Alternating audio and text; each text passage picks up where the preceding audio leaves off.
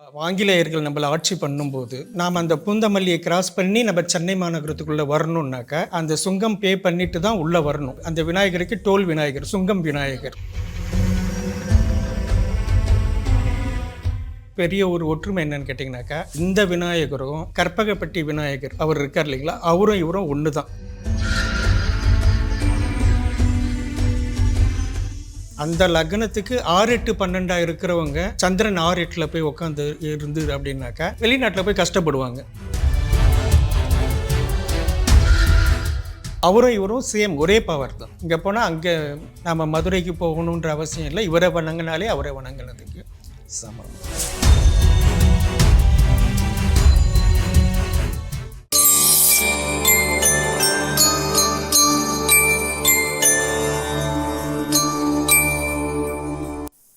Temple express நேயர்களுக்கு வணக்கம். நம்ம சேனல்ல ஆன்மீக ரீதியாகவும் ஜோதிட ரீதியாகவும் நிறைய விஷயங்களை பத்தி டிஸ்கஸ் பண்ணிட்டு இருக்கோம். அந்த வகையில இன்னைக்கு நம்ம கூட ஜோதிடர் திரு சுகம் கோகுல் அவர்கள் இருக்காங்க. வாங்க அவங்க கிட்ட நிறைய விஷயங்களை கேட்டு தெரிஞ்சுக்கலாம். வணக்கம் சார். வணக்கம். என் பேர் சுகம் கோகுலன். சென்னையில் தான் இருக்கேன். நான் கிட்டத்தட்ட 40 வருஷம் இந்த ஜோதிட ஃபீல்டில் இருந்தாலும் இதில் நிறைய என்னுடைய குருமார்கள் நிறைய இருக்காங்க. ஸோ அவங்கள பேஸ் பண்ணி நான் நிறைய கெயின் பண்ணிட்டு வந்துட்டுருக்கேன். ஸோ இப்போ தான் நான் வெளியே வரலன்னு சொல்லிட்டு இன்றைக்கி நான் உங்கள் சேனலில் வந்திருக்கேம்மா. ரொம்ப சந்தோஷம் சார். உங்களை இன்னைக்கு மீட் பண்ணதில் எங்களுக்கு ரொம்ப சந்தோஷம். எங்களுக்குள்ள இருக்கிற ஒரு சில டவுட்ஸை அதுக்கான தெளிவுகள் உங்ககிட்டேருந்து கிடைக்கும் அப்படின்னு நம்புறோம். முதல் கொஸ்டினா கேட்க விரும்புறது என்னன்னா, நிறைய பேர் படிக்கிறதுக்காகவோ இல்லைன்னா பணம் சம்பாதிக்கிறதுக்கு வேலை நிமித்தமாகவோ வெளிநாடு போகணும் அப்படின்னு ஆசைப்படுவாங்க. அதுக்கு நிறைய முயற்சிகளும் செய்வாங்க. ஆனால் பார்த்தீங்கன்னா ஏதாவது ஒரு தடை இருந்துக்கிட்டே இருக்கும். அதுக்கு ஜோதிடத்தில் ஏதாவது காரணங்கள் இருக்குமா? இருக்குங்கம்மா, நிறைய இருக்குது. என்னென்னு கேட்டிங்கனாக்கா, ஜலராசி இருக்குது. கடகம், விருச்சிகம், மீனம். இந்த ஜலராசியில் லக்னமாகவோ ராசியாகவோ இருக்கிறவங்க 2-11 அதிபதிகள் தொடர்பு இருக்கிறவங்க அது ஈஸியாக அவங்களுக்கு வந்துடும். சில பேர் அங்கே ஸ்டடிக்காக போவாங்க. அவங்களுக்கு விசா, க்ரீன் கார்டு இதெல்லாம் கிடைக்கும், செட்டில் ஆகிடுவாங்க. அதில் இந்த 6-8 சம்மந்தப்பட்டு ஏதாவது அசுப கிரகங்கள் அங்கே இருந்துட்டுருந்தாக்கா அவங்களுக்கு தடையாக இருக்கும். கொஞ்ச நாள் ஷார்ட் பீரியட், அதாவது ஒரு 3, 5, 9 அப்படி கனெக்ஷன் இருக்கிறவங்க, 1, 5, 9 கனெக்ஷன் இருக்கிறவங்க ஷார்ட் பீரியடில் ஒரு டூரிஸ்ட் மாதிரி போயிட்டு வந்துடுவாங்க வெளிநாடு. அப்படி இல்லை, அவங்க ஸ்டாண்டர்டாக அங்கே இருக்கிறதுனாக்கா நான் சொன்ன அந்த 2-11 அதிபதிகள் அவங்களுக்கு ஸ்ட்ராங்காக இருக்கணும். தொழில் அதிபதிகள் அங்கே ஸ்ட்ராங்காக இருக்கணும். அப்படி இருந்ததுனாக்கா அவங்க நிரந்தரமாக அங்கே தொழில் இருந்து அவங்க அங்கே செட்டில் ஆகக்கூடிய வாய்ப்புகள் அங்கே இருக்கும். Okay sir. இப்போ இந்த பிரச்சனைகள் இருக்குது அப்படின்னு சொன்னீங்க இல்லையா சார், அந்த பிரச்சனையிலேருந்து வரத்துக்கு ஏதாவது கோயில் வழிபாடு, பரிகாரங்கள் அந்த மாதிரி எதுவும் இருக்குதா சார்? இருக்குங்க. இது வரைக்கும் சேனலில் இப்படி வெளியே வந்திருக்கான்னு எனக்கு தெரியாது. இதுதான் முதல் முறைன்னு நினைக்கிறேன். நம்ம சென்னையில் மாங்காடு அம்மன் கோவில் பக்கத்தில், அங்கே பக்கத்துலேயே அந்த கோவில் நிர்வாகம் தான் அதை பண்ணின்னு இருக்காங்க. அங்கே சுங்கு விநாயகர் அப்படி இருக்கார். சுங்கு விநாயகர். சுங்கு விநாயகர் என்ன அர்த்தம்னு கேட்டிங்கன்னா, சுங்கம். ஆதி காலத்தில் நம்ம ஆங்கிலேயர்கள் நம்மளை ஆட்சி பண்ணும்போது நாம் அந்த பூந்தமல்லியை கிராஸ் பண்ணி நம்ம சென்னை மாநகரத்துக்குள்ளே வரணுன்னாக்கா அங்கே சுங்கம், டோல்னு சொல்லுவாங்க, அந்த சுங்கம் பே பண்ணிட்டு தான் உள்ளே வரணும். அதே மாதிரி இங்கேருந்து நம்ம வெளியே போனாலும் அந்த சுங்கம் பே பண்ணிட்டு தான் வெளியே போகணும். இன்றைக்கி எப்படி நமக்கு டோல் இருக்கோ அந்த காலத்துலேயும் டோல் இருக்குது. அதுக்காக அவருக்கு அந்த விநாயகருக்கு டோல் விநாயகர், சுங்கம் விநாயகர் ரொம்ப பவர்ஃபுல் எஃபெக்ட்.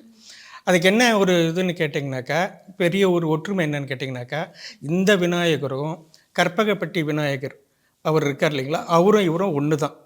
அவரும் வலம்புரி வடக்கு நோக்கி தான் இருப்பார், இவரும் வடக்கு நோக்கி தான் இருப்பார். இப்போ அது இந்த மாதிரி தடங்கள் இருக்கிறவங்க அந்த சுங்கு விநாயகரை போய் தரிசனம் பண்ணாங்கன்னு வச்சுக்கோங்க. பர்டிகுலராக அந்த தேய்பிறை சதுர்த்தியில் போயிட்டு, சங்கடகர சதுர்த்தியில் போயிட்டு அவங்க பூஜை பண்ணாங்க, அவங்க பேரை சொல்லி அர்ச்சனை பண்ணாங்கன்னா எல்லா தடைகளும் நீங்கிடும். அதாவது காஞ்சி மகா பெரியவர் அங்கே உட்காந்து தான் அந்த காமாட்சி அம்மன் கோயில் பிரதிஷ்டை பண்ணதுக்கே அங்கே உட்காந்து தான் சுங்கு விநாயகருக்கு முதல்ல வணங்கிட்டு தான் அவர் அங்கே இது பண்ணார். காஞ்சி மகா பெரியவருடைய கனவுலேயே போனதாக சொல்கிறாங்க. அங்கே பூர்வீகமாக குடும்பத்தை சார்ந்தவங்க அங்கே வழிபாடு அந்த கோவிலை நிர்வாகம் பண்ணிகிட்டு இருக்காங்க.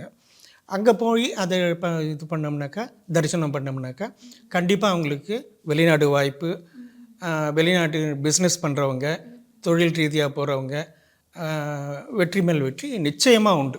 Okay sir. இப்போ அந்த சுங்க விநாயகர் நீங்கள் சொல்கிறபடி பார்த்தா ரொம்ப பழமையான ஒரு கோயிலா சார்? ஏன்னா ஆங்கிலேயர்கள் காலத்துலேருந்தே இருக்குது. ரொம்ப பழமையான கோவில். ரொம்ப பழமையான கோவில். அங்கே போயிட்டு அவங்க அர்ச்சனை பண்ணி பிரார்த்தனை பண்ணிக்கிட்டு வந்தாங்கன்னா நிச்சயமாக நடக்கும். அங்க ஏதாவது பூஜை முறைகள் ஏதாவது வேற மாதிரி எதுவும் வித்தியாசமான பூஜை முறைகள் அது மாதிரி எதுவும் இருக்கா சார்? ஆமாங்க. இப்போ வந்துட்டு என்னன்னு கேட்டிங்கன்னா, நாம் இன்னைக்கு இந்த ஷூட் பண்ணுற நேரம் வந்துட்டு தேய்பிறை அஷ்டமி. இந்த தேய்பிறை அஷ்டமிக்கும் அதுக்கும் ஒரு பெரிய கனெக்டிவிட்டி இருக்குது. என்னன்னு கேட்டிங்கனாக்கா, திதி ஒருத்தர் வந்து பணம் சம்பாதிக்கணும், நல்ல மேன்மைக்கு வரணும் அப்படின்னாக்கா அவங்களுக்கு வந்து தெரியாது. இந்த கோவிலுக்கு போகலாமா, அந்த கோவிலுக்கு போனாமா, ஒவ்வொருத்தரும் ஒன்று சொல்லியிருப்பாங்க. அது மாதிரி அவங்க வந்துட்டு கோவில் கோவிலாக போயிட்டு இருப்பாங்க. அவங்களுக்கு என்ன பண்ணுறதுன்னு தெரியாது. ஆனால் அந்த திதி கான்செப்ட்னு ஒன்று இருக்குது. அவங்க பிறந்த திதியினுடைய தெய்வத்தை வணங்கினால் மட்டுமே அவங்க வெற்றி பெற முடியும். அவங்களுக்கு தேவையான வெற்றியும் பணம் சம்பாதிக்கக்கூடிய சூழ்நிலையும் அந்த திதி தேவதைகள் தான் உருவாக்கி கொடுப்பாங்க. இன்றைக்கி வந்துட்டு தைத்துளை கரணம். இந்த தைத்துளை கரணத்துக்கு அதிபதி இந்த கரண தேவதை வந்துட்டு ஜேஷ்டா தேவி. இந்த சுங்கு விநாயகரும் ஜேஷ்டா தேவியும் அங்கேயே தான் இருக்காங்க. அந்த ஜேஷ்டா தேவிக்கு வந்து தைத்துளை அப்படின்னா சார் புரியாத ஒரு வார்த்தையா இருக்கு. அது கரண நேம். அந்த அந்த தைத்துளை கரணம்னு சொல்லிட்டு வரும். அந்த கரணத்தில் பிறந்தவங்க அது நம்மளோட ஜாதகத்திலேயே இருக்கும். ஜாதகத்திலே இருக்கும். இப்போ வந்து பூச நட்சத்திரத்தில் பிறந்தவங்களுக்கு அந்த தைத்துளை கரணம் அப்படின்லாம் வரும். சனியினுடைய எஃபெக்ட் இருக்கிறவங்களுக்கு அது வரும். பிறப்பு நேரத்தை பார்த்து நம்மளோட ஜாதகத்தை பார்த்து. ஆமாம். அப்படி தெரியலனாக்கா அவங்க என்ன கான்டாக்ட் பண்ணலாம்.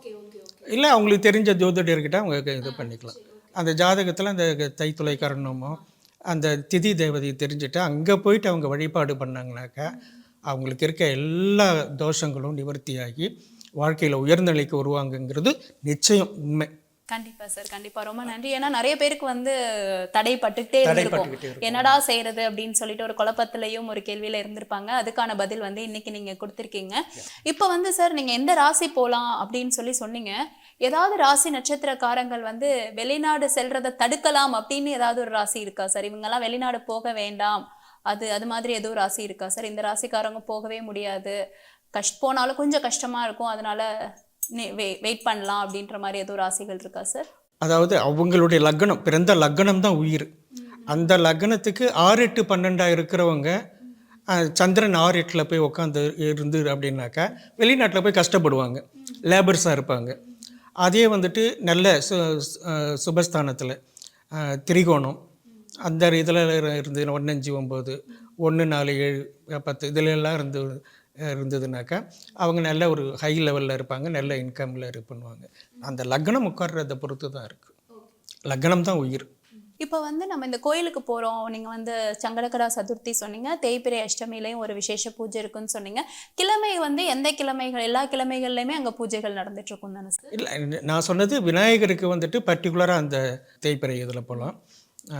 அம்மனுக்கு வந்துட்டு தைத்துளை கர்ண தேவதைக்கு வந்துட்டு ஜேஷ்டா தேவி அங்கே போனோம்னாக்கா நம்ம குடும்பத்தில் இருக்கிற கஷ்டங்கள் தொடர், சில குடும்பத்துல எல்லாம் வந்து தொடர் வந்து ஆக்சிடென்ட்டு நடக்கும், தொடர் துர்சம்பவங்கள் நடக்கும். இப்போ அவங்களுக்கெல்லாம் வந்துட்டு இந்த தடைகளை வந்து நீக்கிறது அந்த கோவில் தான். அது வந்து நம்ம நார்மல் ஒரு சிறந்த பரிகாரம், அது ஒரு மிக சிறந்த பரிகாரம். நம்ம நார்மலாக போய் அர்ச்சனை பண்ணி வழிபாடு பண்ணுறதே ஒரு சிறந்த. சனிக்கிழமை பண்ணுவாங்க 5:30 மணிக்கு. எத்தனை வாரங்கள் சார்? அவங்க வந்துட்டு ஒரு 8 வாரம் பண்ணாங்கனாக்கா கோயிலில் நம்ம போய் பார்த்தோம்னாலே அவங்களே நமக்கு சொல்லிடுவாங்க இந்த மாதிரி பிரச்சனை இருக்கு அப்படின்னாலே 8 வாரம் தொடர்ந்து 8 வாரம் தொடர்ந்துன்னு கண்டிப்பாக. சார் இப்போ நம்ம ஜென்ரலாக பார்க்கும்போது பார்த்தீங்கன்னா வந்து அதிகமாக மக்கள் பார்க்குற விஷயம் வந்து ராசி பார்ப்பாங்க. ஏன்னா நம்ம கேலண்டரில் ஈஸியாக வந்து இந்த ராசி நம்ம தெரிஞ்சிருப்போம், பார்ப்போம். அதே மாதிரி நட்சத்திரம் கூட ஓரளவுக்கு எல்லாருக்கும் தெரியும், இன்னைக்கு என்ன நட்சத்திரம் அப்படின்றத பார்ப்பாங்க. இந்த லக்னம் வந்து பெருசாக மக்கள் வந்து பயன்பாட்டில் இருக்கிறது இல்லை. அந்த லக்னம் வந்து தான் நீங்கள் சொல்கிறீங்க அதிகமான ரோல் ப்ளே பண்ணுற மாதிரி. அதை பற்றி கொஞ்சம் தெளிவாக. லக்னம்ங்கிறது உயிர், ராசிங்கிறது உடல். பொதுவாக எனக்கு நம்ம வந்து ராசி மண்டபத்தில் வந்து 12 வீடுகள் இருக்குது, 27 நட்சத்திரம். அந்த 27 நட்சத்திரத்தில் முதல் நட்சத்திரம் வந்து அஸ்வினியை கொடுத்துருக்கும். அஸ்வினிங்கிறது என்னென்னு கேட்டிங்கனாக்கா அஸ்வினி தேவர்கள், அதில் அஸ்வத்தாமன் பிறந்த நட்சத்திரம். முதல் நட்சத்திரம் கேதுவாக இருந்தாலும் அஸ்வினி மகம் மூலம் இதனுடைய தொடர்பு, அதாவது அஸ்வினியில் பிறந்தவங்களுக்கு மகத்தினுடைய தொடர்பு வரும், மகத்தினுடைய தொடர்பு வந்து மூலத்தினுடைய தொடர்பு வரும் கேது. இதுக்கு காலபுருஷ தத்துவத்தில் 1, 5, 9ன்னு சொல்லிட்டு வரும். அந்த முதல் நட்சத்திரத்தில் பிறந்தவங்களுக்கு இந்த விநாயகர் வழிபாடு ரொம்ப ரொம்ப முக்கியம். வெளிநாடு போகிறவங்களுக்கு இந்த சொங்கு விநாயகர் ரொம்ப பவர்ஃபுல் எஃபெக்ட். கற்பகப்பட்டி விநாயகர் அது போகிறதுலாம் ரொம்ப உடனுக்குடனே பலன் கிடைக்கும். கற்பக விநாயகர், பிள்ளையார் இருக்கக்கூடிய Karpaga Vinayagar. Okay okay sir. அவரும் இவரும் சேம், ஒரே பவர் தான். இங்கே போனால் அங்கே நம்ம மதுரைக்கு போகணுன்ற அவசியம் இல்லை. இவரை வணங்கினாலே அவரை வணங்கினதுக்கு சமம் இருக்குது. அதை முதல்ல நான் சொன்ன மாதிரி தான்.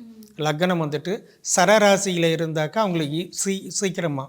சரராசிங்கண்ணா சார்? சரம்னாக்கா மேஷம், கடகம், விருச்சகம் சரராசிகள். திரராசிகள் வந்துட்டு ரிஷபம், சிம்மம், துலாம். உபயம் வந்துட்டு அந்த 4 கார்னரில் வரும். சார் இப்போ சில ராசிக்காரர்கள் வந்து வெளிநாடு பயணம் வந்து போகிறதுக்கான சான்சஸ் நிறையவே இருக்குது அப்படின்னு சொன்னீங்க. அது என்ன காரணத்தினா சார்? ஏன் அந்த ராசிக்காரர்களுக்கு வந்து வாய்ப்புகள் அதிகம் இருக்குது சார்? பொதுவாக சரராசியில் வந்துட்டு கடகம் இருக்குது இல்லையா, அது வந்து கடகம் வந்துட்டு ஆறு நீரோடைய சம்மந்தப்பட்டது. விருச்சிகம் வந்துட்டு குளம், அது தேங்கி நிற்கிற இடம். அது மீனம் வந்துட்டு கடல் சார்ந்து பயணம். அதனால தான் அது காலபுருஷனில் 12வது இடமா வருது. அது பயணத்துக்கான ஒரு இடமாகவும் இருக்குது. அந்த இடத்துல ராசியோ லக்னமோ அப்படி இல்லையா, லக்னமோ பார்வை, இதெல்லாம் மீனத்துக்கு தொடர்பு இருக்கிறது. இப்படியெல்லாம் இருந்ததுனாக்கா அவங்க வந்து சக்ஸஸ்ஃபுல்லாக வெளிநாடு போகலாம். இப்போ அந்த மீனம்ங்கிறது கடல் சார்ந்த பயணங்கள் அப்படி இருக்குது. வியாபார ரீதியாகவும் அவங்கள போகிறதுக்கான காலகட்டங்கள் இருக்குது. இப்போ வந்துட்டு என்னென்னு கேட்டிங்கனாக்கா, இந்த கடகத்துக்கு வந்துட்டு அஷ்டமத்து சனி இப்போ முடிகிற காலம். இப்போ அடுத்து வந்து சனி சேஞ்சஸ் வரப்போகுது மே மாதம். அந்த மே மாதம் சேஞ்ச் ஆகிடுச்சுன்னா அவங்களுக்கு ரொம்ப பிரைட்டாக இருக்க போகுது லைஃப். அது சனி வந்து பர்டிகுலராக அங்கே வந்து பூச நட்சத்திரம் வந்துட்டு ரொம்ப சக்ஸஸ்ஃபுல்லான ஒரு நட்சத்திரம். அவங்க வந்துட்டு சமாதி வழிபாடு பண்ணணும். மகான்கள் வழிபாடு, சமாதி வழிபாடு பண்ணாங்கனாக்கா அவங்களுக்கு வந்துட்டு லைஃப்பில் வந்துட்டு ஒரு நல்ல சக்ஸஸ்ஃபுல்லாக வர முடியும். அதே மாதிரி விருச்சிகத்தில் இருக்கக்கூடிய அனுஷ நட்சத்திரம் வந்துட்டு மகாலட்சுமி அவதாரம் பண்ணும். இவங்களுக்கெல்லாம் வந்துட்டு வெளிநாட்டில் ரொம்ப சக்ஸஸ்ஃபுல்லான லைஃப் வரதுக்கான வாய்ப்பு இருக்குது.